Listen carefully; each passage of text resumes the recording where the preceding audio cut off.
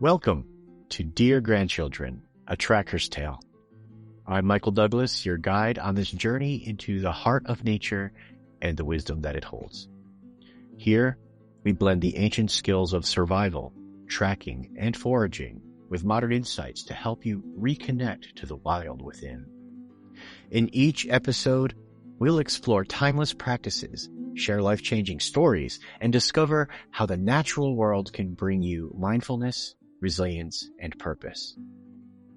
But this podcast is more than just a show. It's a community. Be sure to subscribe on Apple Podcast, where you'll find exclusive content, question and answer sessions, bonus tales. For those seeking a deeper connection, explore our workshops and experiences, or even bring me to your community for an unforgettable adventure. Now, let's step off the trail and into a possible nature experience that could change how you see the world. Let's begin. In this episode, we're going to do a brief recap before jumping into the next in our sequence of training. And the content thus far has been to access your core operating system. What makes you tick? From the nervous system, this antenna array that is built around your life support system with a mildly protective cage of your skeleton and musculature. But in essence, we are an antenna array radiating out in all directions, drinking in information faster than thought all the time. Right? So that's our core. That's our brain stem and our cerebellum. And before we even did that, I asked you to imagine yourself in a survival state. What does that look like for you? And if it's a state of suffering and waiting to be rescued, well, we've got some work to do. We're going to shift that, if so called, toward a more productive and deliberate process of improving your situation, regardless of your circumstances. And that was the foundation. Let's reprogram ourselves by our own means, our own tools, by recognizing from our genetic code up into our modern behaviors what we see and act on, what we fail to notice, and so we can't even act on. And we're going to develop tools to increase options, choices toward your what we call ecological ideal. What is it that you want to be when you grow up? I don't care if you're 70. Tomorrow you're going to be growing up or out. And what does the perfect garden look like for you? The perfect yard. That environment that lies within the sphere of your influence. And then when we start working these tools, these ancestral tools, supported now by modern neuroscience and behavioral sciences, we can streamline, align that core operating system or that genetic code, which includes all of your gifts, your passions, your fears, your hungers, with your suite of emotional intelligence. The what do you want to be when you grow up? Why is this here? What is this telling me? What should I do about it? Basically, your childlike curiosity, but evolved, developed, and refined into adult form. And then the last piece, your logical mind, right? So we tend to believe, some of us, that we are our logical mind. You are what you think. Well, the logical mind is the captain in the wheelhouse.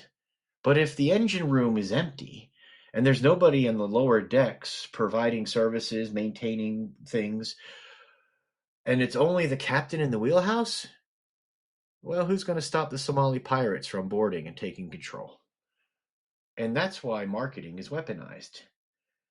There's so many voices, so many irresponsible storytellers who are designing and crafting story for us that make us marketable consumers, reliable income. We're not as interested as our genetic memory would have us yearn for, which is to become the best us we can be. And in doing so, finding our niche to provide for the people we care about and allowing that spring of wellness to radiate out to inspire others to do the same for themselves until you have a nexus of independently owned and operated, self reliant, self actualized individuals working from a place of love and purpose beyond self toward a process that is always improving one's own circumstance and the circumstances of those around them.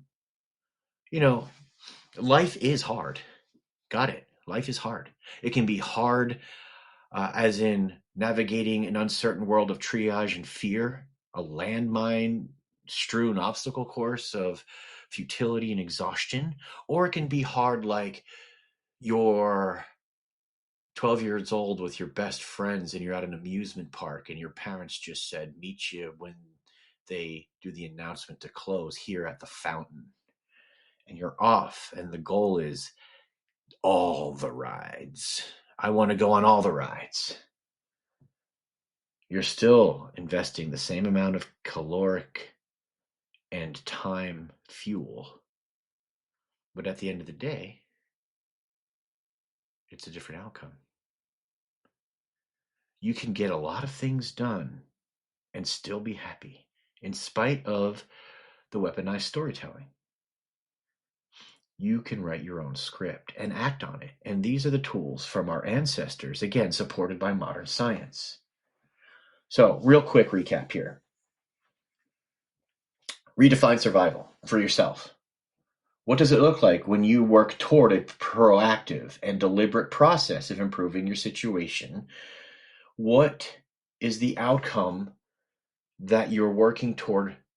What does it look like tomorrow? What does it look like in a year? What does it look like in 3 years or 5 years or as a grandparent?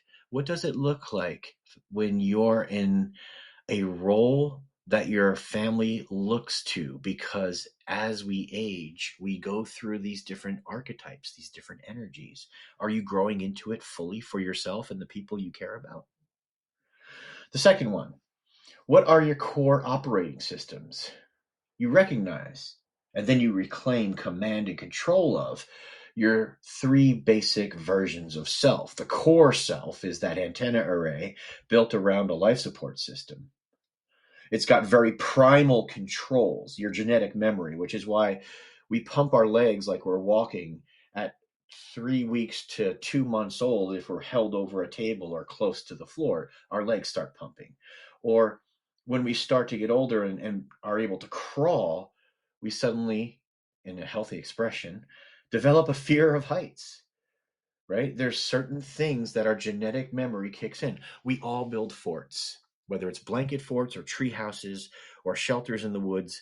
Unfortunately, we don't have the intact community rooted in a series of natural systems to make forts that work. But we used to. We all like to play predator prey games from our hunter gatherer nomadic past. We all like to pretend to make spears or bows and arrows. There are so many things that express as a species, regardless of geography, language, culture, ethnicity, political views. These are things that hold us all. Well, we have in common. They bind us together as things that we share. We share story. We love to share stories. You know, sharing story is a neurological exercise in changing habits and perspectives. You relive the event, but in a way that parses out the unnecessary or the debilitating, PTSD and all that, and grabs hold of what you appreciate, learn, and grow from. It's the same story. But in the same event, there are too many people, in my opinion, who hold on to the story of victim and they perish or they take the pain with them for the rest of their lives moving forward, and they get it on everybody else. Now, the pain exists, but there is study after case study after case study of folks who survive a situation and who come out stronger from the same situation. what they've chosen as a mindset. Now, granted, as a child, we don't choose the environment we're in, and our brain is at its most plastic and formative, but we can pattern new patterns over that. And yes, at the core operating system level, it's really hard, right? Because we have this primal control that moves our heart to beat. It dictates whether our irises contract or open due to the stimulation of light in the area, you know.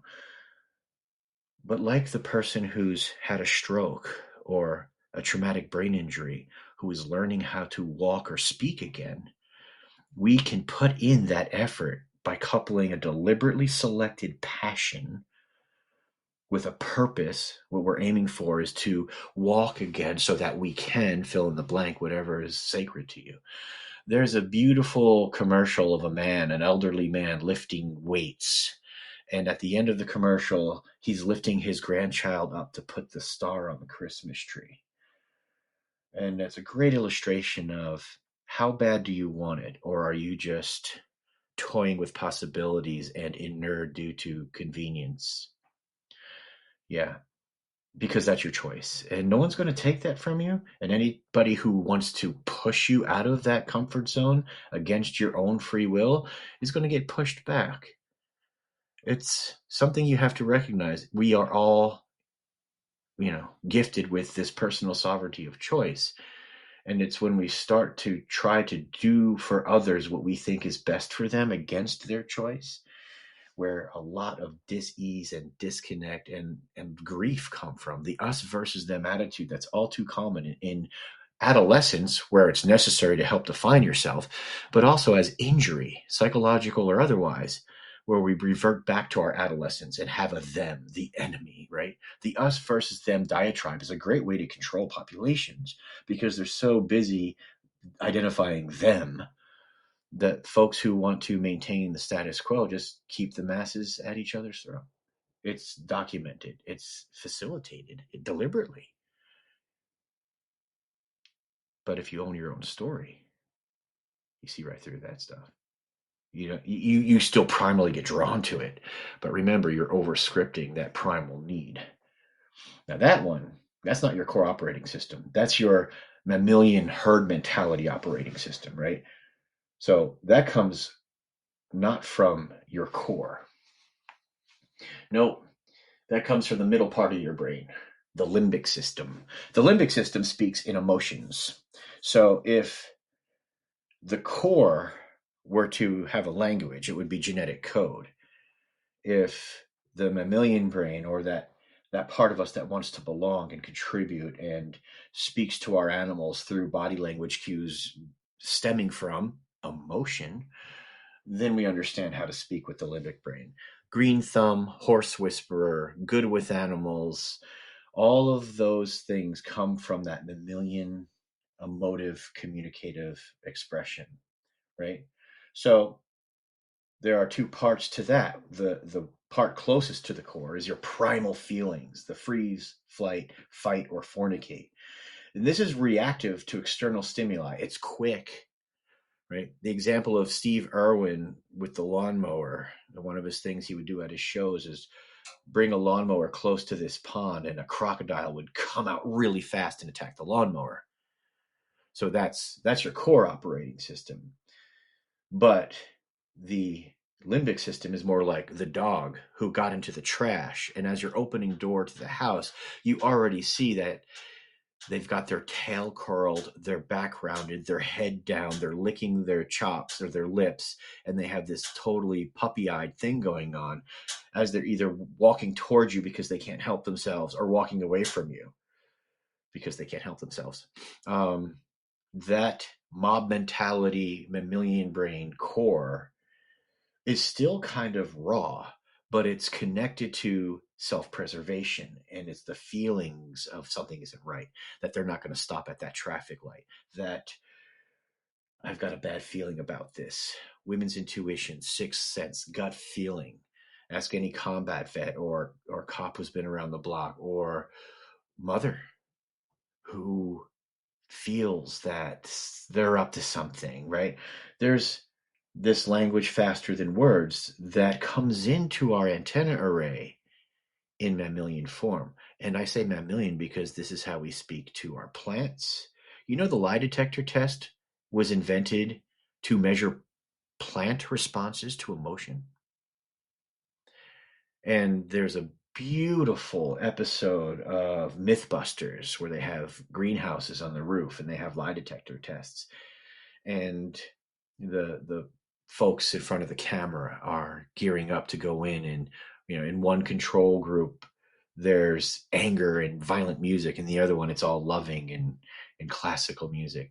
And at the end of the show they were getting ready to go in, and the people on the machines were freaking out because the plants were already reacting before the actors, I'm just going to call them actors, the actor slash scientists in quotes, entered the greenhouses.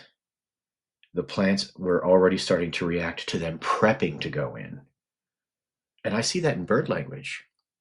I could see a day hiker with a dog with no particular time to be back, just simply out for a stroll, and birds will hook just above their head and continue singing about 3 feet after they pass. But then I could see a gentleman walking by on a power walk who's in his head thinking, doesn't even see me there. That's the other thing too. The woman with the dog is more apt to see me because she's not hurrying and not trying. The man who's already late to be back to his car and just needed to get out to clear his head, and he never cleared his head. He's got to get to campsite B before 4 p.m. Well, the birds are fleeing for their lives like it's wildfire, right?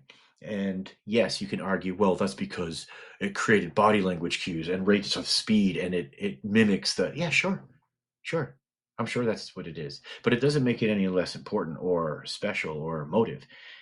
It's the emotional investment that allows us to detect those things faster than our brain can analyze them. Right? So we haven't even hired a captain. We're building our ship. The captain in the wheelhouse for our higher level thought processes is getting information that's only as good as the developed foundation of your limbic system and the quality of your primal language system, right? Because with bad information comes bad choices. It's quite simple, really. It's all junk science. Science is the newest religion or belief system. It was, and it started out like all of them, humility and questioning and faith. But then some imbalance usually evolves through the progression and it becomes dogmatic. You must believe the science. Science was a questioning form. It was the scientific method, but there's infinite scientific methods. And then there's designed controls to eliminate static from getting in the way of the purity of our question. But even with the purity of our question getting results time and time again, it's still called a theory to leave breathability and room. That's why medical practice is called practice. It's to leave room for improvement and growth. As soon as somebody starts to thump that thing over your head, well, consider the vehicle. They might be stuck in their adolescence and coming at it from a place of injury, as we all do. It's part of a predictable sequencing or process of growth. And if you get the map, which we're going to get into heavily about 3 or 4 podcasts from now, actually, it's hard to predict because we might go deep into some things. And I'm going to start bringing online questions and answers. So please ignore the ticking of the heater. So we've got to the limbic system. We're quite close to that wordy part of your brain that's wondering where we're going with this right now. Remember that primal feelings are reptilian feelings: freeze, flight, fight, fornicate. So the urge to merge after too many beers, it can be detrimental to your health, especially relationship wise or STD wise or walk of shame wise. The refined feelings, however, are what we pursue and hold to the light and try to examine. Deja vu is an atrophied state of an underdeveloped sense of information coming in so fast that we fumble with trying to interpret it, and our logical mind gets too wordy too soon, and we get shaky results at best. And so it's with good reason people don't rely on it, but to their detriment. You've got to break a few eggs to make an omelet, and it's the mistakes that make us grow. Now, the mammalian brain, where the childlike curiosity, which is a passionate feeling to want to know, is housed, we don't mind falling off the playground jungle gym. Yeah, we'll cry, but we're going to get back up on it, right? And that's what happens, is reclaiming that for yourself. Yeah, but I'll look like a fool. Well, then you'll be a fool, because a fool doesn't have wisdom anymore. A fool used to be the trickster, the wisdom keeper who risked their lives by turning awkward situations and blind spots for the royalty into humorous expression and mockery and acting. And if they did it wrong, they got the guillotine. The fool used to be the European version of Iktomi the spider, or Coyote, or Mbuku the hare, depending on which tradition you have grown up in. There's an animal or a bird like the raven or the crow, the coyote, the rabbit, that embodies the foolishness of our hubris, the short-sightedness of our intellect. We seem to put too much investment in the wheelhouse because we can control it. Whereas emotional intelligence should have been formulated, expressed, and encouraged to refine itself as a child growing through adolescence into adulthood through the softer technologies of ceremony, ritual, adventures, heroes, journeys, and hero stories around the campfire, plugged into a supportive community who had a direct stake in the next generation being better in their expression of being than we were. Because we're going to get old and we need to be taken care of before we die. And, there is an alignment from ego through superego, from the base level reptilian brain to self-actualized. That's all part of the same tree, right? So we're not expressing the fruits of our tree yet. We're still in the intelligence of emotive expression, and later on receiving, and then projection. The expression comes from within, the projection goes outward. And some people call it manifesting, right? But there's this transition. I'll try to use modern terms that reflect the ancestral traditional terms that I learned. Manifesting would be the projection of the ideal, infused with a passion, emotion, coming from your anchors, what you really love about in life, toward your waypoints, which is your ecological ideal. Mindfulness is the transition, right? So in biofeedback, the alpha state; in sports, being in the zone, being present as a tracker, working your critical edge, where your sphere of disturbance and sphere of awareness are one and the same, and they can be controlled, directed, expanded, or contracted. But you surrender that dial to what the landscape is feeding you intuitively. And then you add questions, but questions not in wordy thoughts. Where is the nearest drinking water? Which plants should I use for this cough that's coming on, or this foot injury?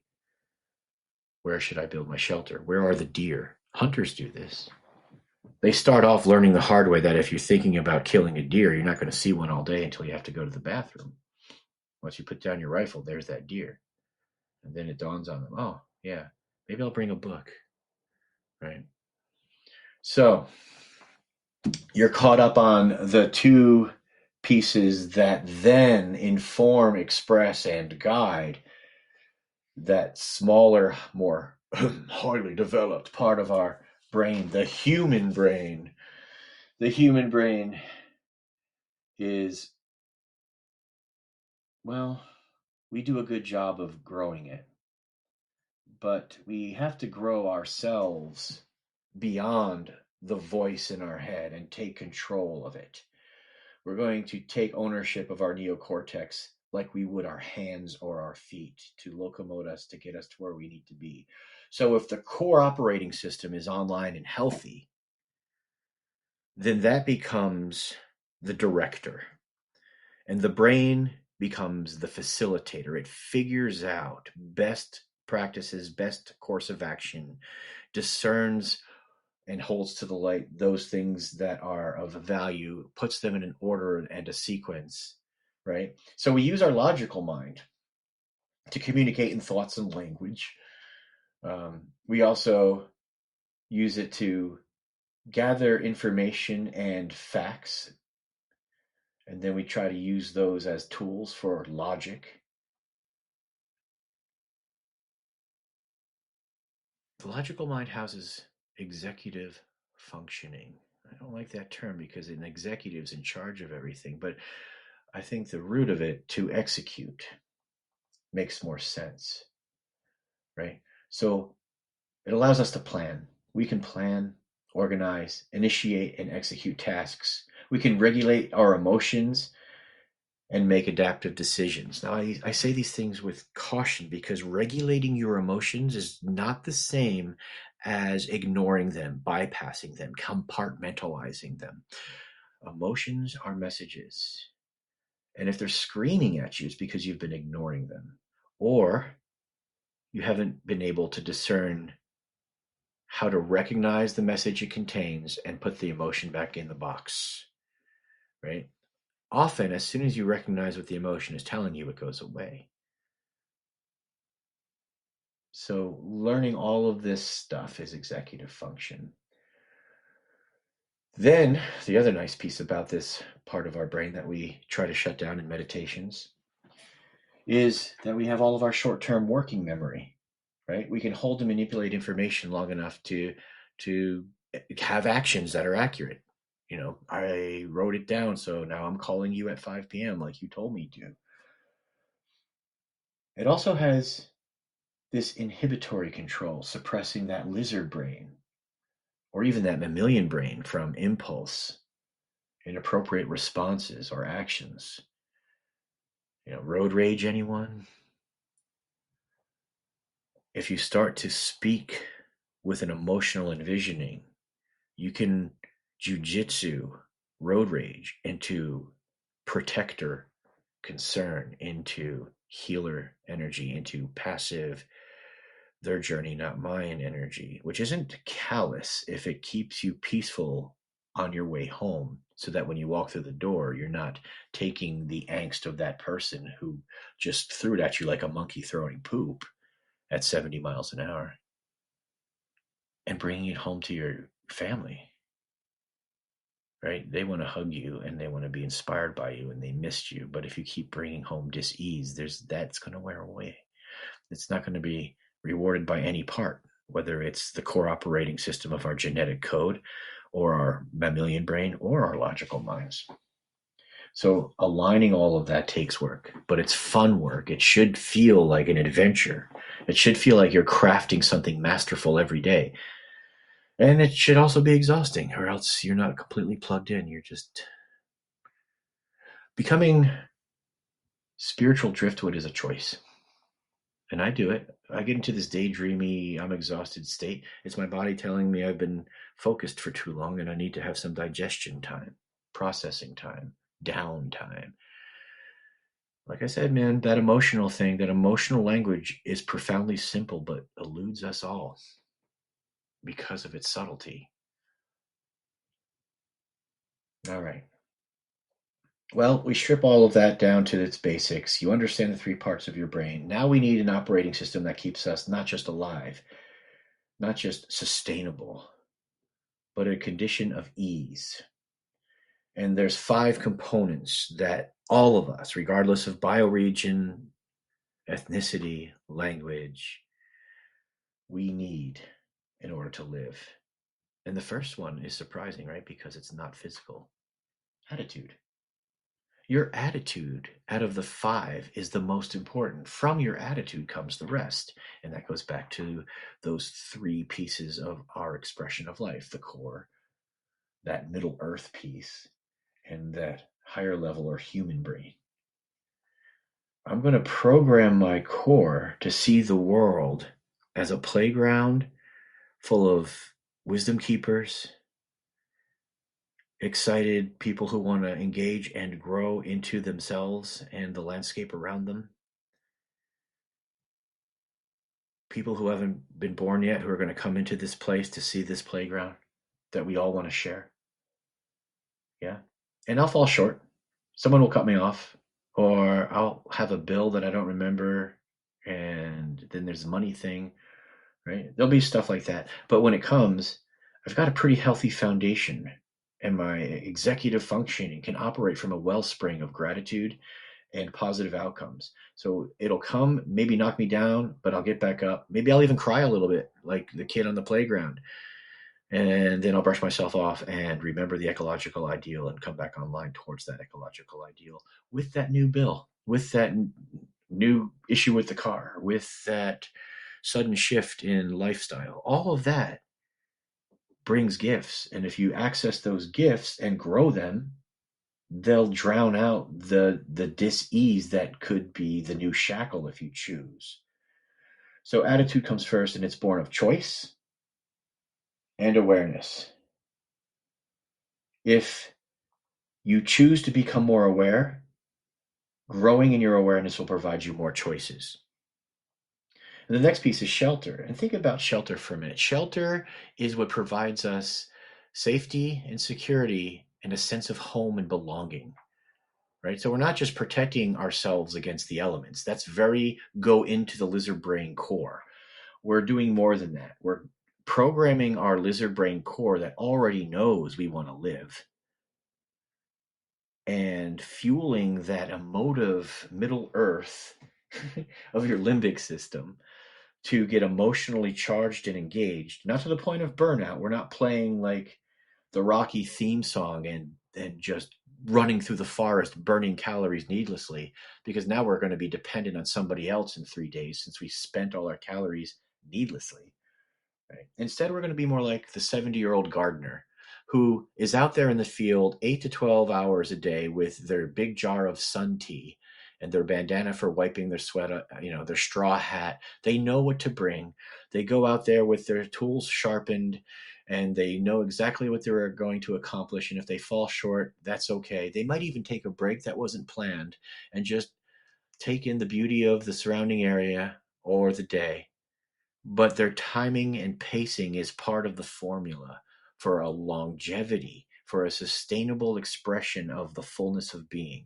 Whereas that more adolescent expression is, you got to go out there, brother, and you got to throw up a quick shelter, and you got to have this and this and this and this and this. And if you don't, well, you're all going to die. Well, there's a place for that. There's a place for that in a mass cafeteria style form of get as many people to know as little as we can pass them in this set amount of time so that they can have an experience and hopefully make it. That level of outcome expectation has already pre-programmed the results. So why not aim high? If you fall short a little bit, you're still alive, but you're working toward comfort. You're working toward an improved condition. So shelter is, we divide it into three. There's quick shelters, which is I just want to get back to my Netflix and my couch and my Cool Ranch Doritos as soon as possible. Right? So quick shelters are easy to learn, easy to set up, but there's a law of diminishing returns because you're either going to have to burn out all of the firewood of that space and move on with no sleep, by the way.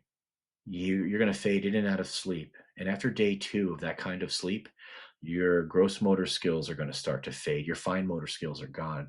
Your ability to be aware and your problem solving capabilities are severely disabled. And it's a slow, steady state of degradation. 21 to 30 days, and that's it. I know. I've done it. It's fun in an experimental situation where you have supports if you do fall. It's needless if you're living your life that way. So the next piece after quick shelters is transition shelters. A transition shelter is harder to build than a quick shelter. That's because you're investing your calories up front. You're top loading your time and your calorie investment to create a shelter that will keep you warm and comfortable to -20 in your underwear. You don't need a parka or boots or socks or a knife or a rope or fire. We have a saying that it's not born of arrogance, it's born of humility and hunger. If you have a knife, it's camping. Basically, there's this ecological ideal component of that. Are your skills good enough that in any season you're comfortable in the woods with nothing? Because then you're home. And the woods, I should say, the wilderness, can be high rises, pavement, lots of beeping traffic, and people moving at an alarming rate. Or it could be the unorganized territories of northwestern Maine, where there's no roads and you can see 30 feet down to the bottom of a pond, and there's no humans, there's no cell phone service. What makes it wilderness is your unfamiliarity at first, and then as you start to become familiar, you find that you're disengaging to a point where you're no longer emotionally involved because it's too painful. That would be wilderness. So after shelter, which is nothing less than building home wherever you are, we get into water, which is a powerful, 2 days without water, and the same thing happens. You start to have a law of diminishing returns. Your awareness goes down, your choices go down, your mood goes down, your energy goes down, and then your life goes down. But more traditionally, the earth's blood, or water is life. It courses through our veins and the veins of everything else. It's not only a teacher of how connected we are, it's also, ask any architect or engineer, one of the most powerful forces on Earth. The Navy spends more time mitigating rust issues, more time and resources than building battleships. And when you look at the Grand Canyon, it started with a single raindrop. The ocean pushes and pulls at the rhythm of life on this planet and dictates the weather. Yeah, water's pretty powerful. And as a symbol, it's not only, oh, we're all connected, because then you get grief with that, right? Yeah, but we can't eat more than one fish a year out of the waterways in Maine because of the yeah, yeah, that's true. Life's the only sexually transmitted disease that's 100% fatal. Do you want to sit in a ball in the corner and wail about it, or do you want to dance while you have it, right? So water has all kinds of lessons. To be fluid, to be flexible, adaptable is one of the lessons. Fire. Redundancy in systems is one of the lessons for fire, and be present. The only fire that's worth its value is the one that you need now. Yeah, but I've made fires in rainforests. Good luck making a fire in southern Philippines rainforest or jungle, because it's different than the rainforest in Washington state. Again, I know. And if you let a skill atrophy because of arrogance, which I did, then you're going to be humbled until you get fire. And fire might be a quest that takes you days until your fingers are raw. There's a beautiful story. I think it's Jack London who writes about a man who's trying to get a fire in the Arctic, and he finally gets it. He finally gets it. He sees the city, but he knows he's too cold and he can't make it. And the fire starts to go, and he breathes a sigh of relief, and just as it happens, the snow from the limb above him sloughs and drowns his fire out. And it's the symbol of death, right? Fire in our modern world is heat and electricity and inspiration, leaving the light on for a loved one who's coming home after dark, almost like a lighthouse, a beacon of hope. This is how you return home. But also the practical, did you get oil for the furnace today? Or do you know how to prime the furnace after air gets into the line? Understanding these life-sustaining systems in the modern context is often more complicated on a mental note but easier on a physical investment note. And then there's the pursuit of calories, the never-ending pursuit of food that we have to kill every day in order to survive. You can come at it like a commercial chicken farmer, or you can come at it like an ancestral hunter who would fast, maybe not out of choice, and do ceremony and maybe a sweat lodge, and then track that animal for miles, and maybe even the hunt by running. And then after taking that animal, kneeling over its last breath with tears in their eyes, forgive me, my brother or my sister, I must kill you so that my family might live. And knowing you have to do that every day, whether it's plants or fish or meat on the hoof, the sacred exchange and keeping it sacred. There are so many stories from all around the world, from our hunter-gatherer lineage, about what happens when you lose a sense of the sacred, a sense of appreciation or thankfulness for the gift. The buffalo leave, right? Or you suddenly lose your sight, or the sun doesn't come up anymore. There's so many stories. So that's a tool for accessing your emotional intelligence and your limbic system. Storytelling, by the way. And we're going to break down each of these systems and tools and how you may or may not want to use them, how to modify them on your own terms, that come from hunter-gatherer nomadic know-how and are now enjoying a reemergence in the context of corporate marketing and CIA interrogation and mind control techniques. We are going to reclaim storytelling. It's no longer going to be weaponized for marketing. It's going to go back to the elders and the people who come from a place of love and concern, because they're either coming into this world excited to play, or they're about to leave it and want to leave it better than they found it. The stuff in the middle, I think we just let adolescence run amok because it was easy, and it's time to get balance in those archetypes again. It doesn't have to be suffering, folks. You don't have to be Billy Badass to live in the woods. We've had multiple people in their 70s living in the woods here for weeks and months, and we're happy about it, right? And I would put their survival skills and their ability to endure 4 seasons for multiple years up against any 23-year-old red meat-eating, no-necked nug. Because one of them is unsustainable.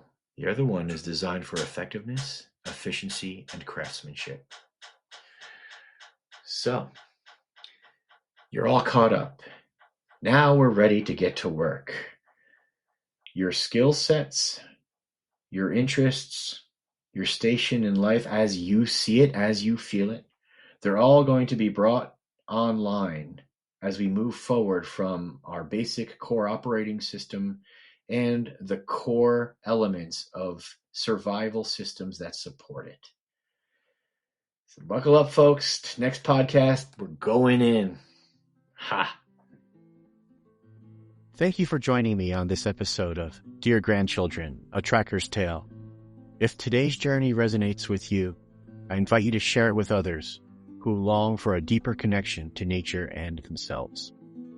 Don't forget to subscribe on Apple Podcasts for bonus episodes, exclusive question and answer sessions, and more tales from the wild. Your support through subscriptions, feedback, or simply spreading word keeps this flame of ancestral wisdom alive.